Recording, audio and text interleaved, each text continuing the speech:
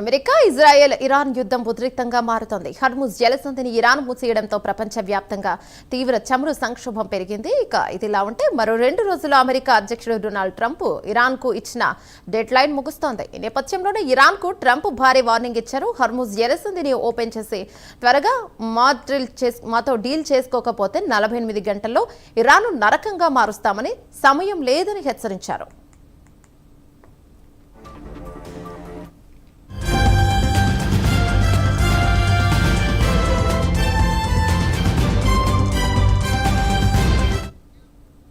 అయితే ట్రంప్ హెచ్చరికలపై అంతర్జాతీయ అణుశక్తి సంస్థ మాజీ డైరెక్టర్ మొహమ్మద్ ఎల్బరాడీ స్పందించారు. ఇక ఈ విషయంలో వెంటనే జోక్యం చేసుకోవాలని గల్ఫ్ ఐక్యరాజ్య సమితిని కోరారు. ఎల్బరాడీ తన ఎక్స్ పోస్ట్ లో మరోసారి ఈ పిచ్చివాడు ఈ ప్రాంతాన్ని అగ్నిగోళంగా మార్చకముందే అతడిని ఆపడానికి మీ శక్తి మేరకు పనిచేయండి అని అన్నారు. ఎల్బరాడీ ప్రాంతీయ నాయకులనే కాకుండా ప్రపంచ సంస్థల్ని కూడా ప్రశ్నించారు.